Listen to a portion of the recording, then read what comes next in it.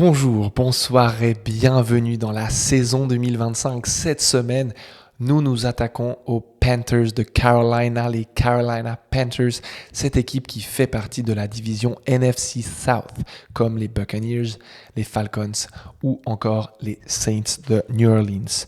Les Panthers ont remporté leur division cette année, donc leur bilan s'est élevé à 8 victoires pour 9 défaites, et oui, vous avez bien entendu, 8 victoires, 9 défaites, et ils ont remporté leur division.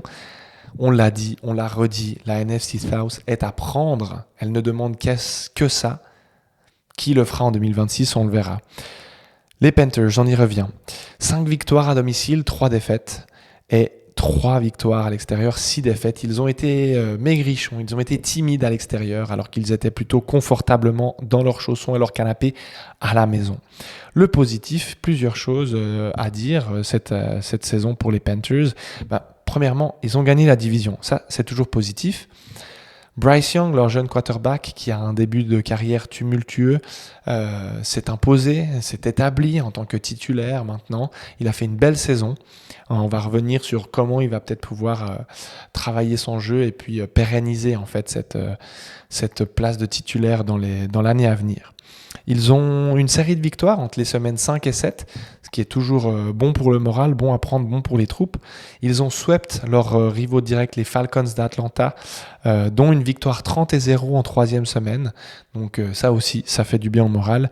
Et puis ils ont fini par une belle performance en play-off. Ils auraient presque pu réussir le hold-up de l'année en battant les Rams, ce qui ne s'est pas avéré, ce qui ne s'est pas fait. Mais voilà, ils ont mené un beau combat. Ils ont perdu 34-31 au Wildcard Weekend face aux Rams. Donc grosse performance pour finir la saison. Qui est sorti du lot? J'ai parlé de lui déjà, Bryce Young, le jeune quarterback, 3011 yards, 23 touchdowns, 11 interceptions. J'ai envie de parler de Rico Dowdle, le running back, qui lui a totalisé 1076 yards pour 6 touchdowns, qui a été accompagné en attaque par le rookie wide receiver Taylor Macmillan avec 1014 receiving yards et 6 touchdowns. On reviendra sur Taylor Macmillan tout à l'heure. Et puis de l'autre côté du ballon, il y a un linebacker avec un nom de famille absolument fabuleux, Rose Boom, le line B, qui lui a totalisé 122 tacles, 2 sacks et 7 tackles for loss. Et puis il a été accompagné sur les ailes par J.C. Horn, le cornerback, qui lui a totalisé 5 interceptions, ce qui est monstrueux. Donc ils ont du beau monde en défense, du beau monde en attaque. Est-ce que la béchamel prendra l'année prochaine du côté de Carolina? Il faut attendre septembre pour avoir des premières réponses. Eh bien, le négatif, la première chose que j'ai envie de dire par rapport à ça, c'est que je les ai trouvés average ou voire médiocres dans les grandes catégories. Ils ont été 27e sur 32 dans les points marqués, 15e sur 32 dans les points encaissés par match, et puis 26e à la passe, 19e à la course. C'est trop peu, voilà, pour espérer mieux. Ils ont commencé et fini la saison par des séries de 2 défaites. Donc voilà, ils ont été 0-2 en début de saison, 0-2 en fin de saison. C'est comme si le début du livre était décevant et que la fin du livre, elle l'était tout autant. C'est dommage, les Panthers, c'est vraiment dommage. On aimerait vous voir rugir, on aimerait vous voir comme ça griffer vos adversaires du début à la fin, mais en 2025, malheureusement, ça ne s'est pas fait. Ces statistiques un peu moyennes, ces débuts de saison lents, cette fin de saison entachée, fait qu'ils ont été incapables d'annihiler la division, leurs rivaux de division qui eux aussi étaient en galère. Et puis,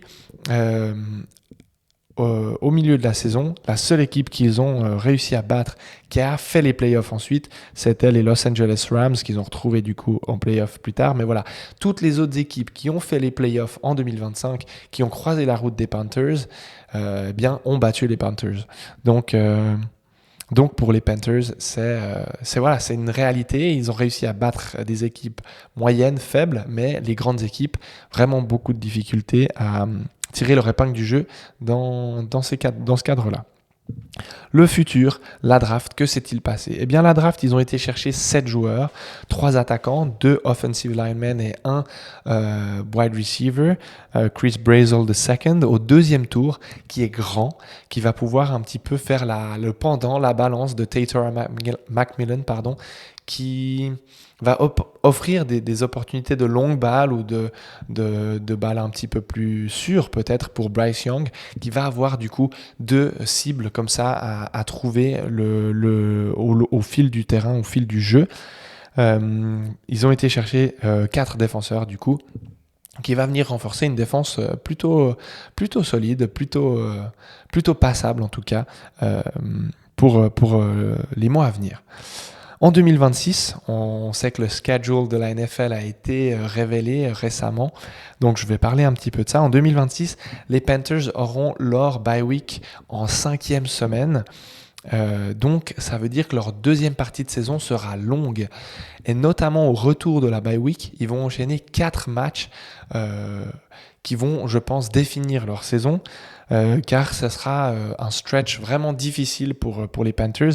Ils rencontrent en semaine 6 les Eagles de Philadelphie, en semaine 7 les Buccaneers de Tampa Bay qui sont des rivaux directs de division, en semaine 8 avec une courte semaine parce qu'ils vont jouer le jeudi les Packers de Green Bay et puis ils finiront par se coltiner les Broncos de Denver en semaine 9. Donc voilà, ça va être un moment clé pour eux en 2026, ces semaines 6 à 9. Et puis, on peut finir par dire que Rico Dowdle, que j'ai mentionné il y a quelques instants, eh bien, fait ses valises et part à Pittsburgh pour rejoindre les Steelers au sortir d'une saison tout à fait correcte avec les Panthers. Donc voilà, on peut se poser quelques questions sur la gestion de l'effectif. À voir en 2026. Mesdames, mesdemoiselles, messieurs, chère audience, chers aficionados du Special Team Podcast, merci de votre soutien. Moi, j'en ai terminé pour la saison 2025 des Carolina Panthers. Je vous dis à tout bientôt. On se retrouve la semaine prochaine. Prenez soin de vous. Bye bye.